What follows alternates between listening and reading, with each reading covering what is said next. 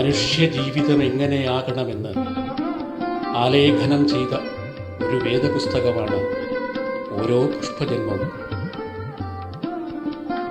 ഉദ്യാനപാലകന്റെ കൂട്ടളം തുടരുന്നു.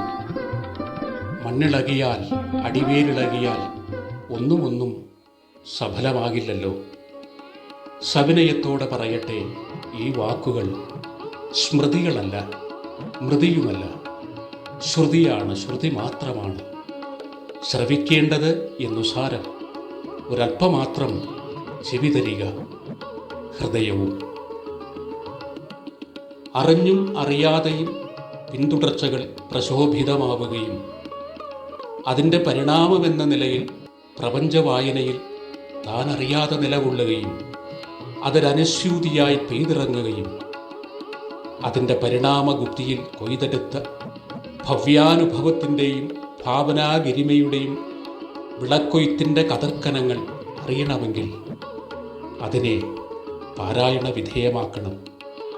മുൻപിൽ തെളിഞ്ഞത്, വിരിഞ്ഞത്, വഴിഞ്ഞത് സത്താണോ കുത്താണോ എന്ന് ഹൃദ്യമായി നിരൂപിക്കണമെങ്കിൽ അനന്യതയോടെ, അതെ, അനന്യതയോടെ ഏതിനെയോ അതിനെ സമീപിക്കണം. ഇല്ലെങ്കിൽ ചില്ലിൽ തെളിഞ്ഞത് കേട്ടത് മായും മുൻപേ ചില്ലിലെഴുതി സ്ഥലം വിടാം. ബഹുസ്വരങ്ങളെയും ബഹുവർണ്ണവർഗങ്ങളെയും കോർത്തിണക്കുന്നതാകണം കലയുടെ മാനവധർമ്മം. അപ്പോൾ ബഹുസ്വരവർഗ വർണ്ണരാശികൾക്ക് ഓരോ ധർമ്മ പരിപാലന യോഗമുണ്ടെന്ന് തെളിയും. ഓരോ വളർച്ചയ്ക്കും അതിൻ്റെ ധർമ്മമുണ്ട്. പാകമായ മണ്ണിളക്കങ്ങളിൽ എത്താത്തിടത്തോളം ഏതു വിത്തും അതിൻ്റെ വിരൂപാവസ്ഥയിൽ തുടരും. എങ്കിലും അതിനൊരു ധർമ്മഗൂഢാവസ്ഥയുമുണ്ട്. മണ്ണിലെത്തിയാൽ വിത്തിനു വേരായി, പിന്നെ മുകുളമായി, തളിരിട്ട്, മുട്ടിട്ട്, പൂവിട്ട്, ഗന്ധപൂർവം പരിശോഭമായി, പരിമളം പരത്തി, സുഗന്ധപൂർവം കാഴ്ചയേകി, മറ്റൊരു പരപരാഗണ കർമ്മശേഷം താൻ ഉയരിട്ട അതേ മണ്ണടലുകളിലേക്ക് ഇതൾ പൊഴിഞ്ഞമരുന്ന മഹത്തായ പുഷ്പജന്മം. മനുഷ്യജീവിതം എങ്ങനെയാകണമെന്ന് ആലേഖനം ചെയ്ത ഒരു ഇതിഹാസ വേദപുസ്തകമാണ് ഓരോ പുഷ്പജന്മവും.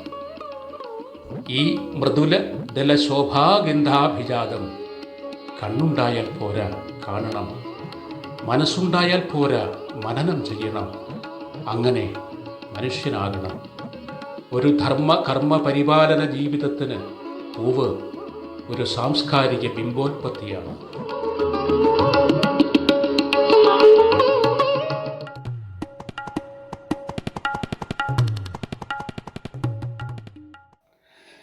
ഇരവൊടു പകലൊടു കടുകിടമാറാതുള്ളൊരു ത്രിപുടത്താളരുവെപ്പിൽ നിരനിര വാടാമലരി വിരിപ്പത് കണ്ടത്, നിരനിര വാടാമലരി വിരിപ്പതു കണ്ടത്, കണ്ണുവിഴിപ്പത് കാണാ കണ്ണിമ വിട്ടാതറിവതു ഞാന വിരുദനു സമനാം ബോധക ഭിക്ഷു, ബോധക ഭിക്ഷു,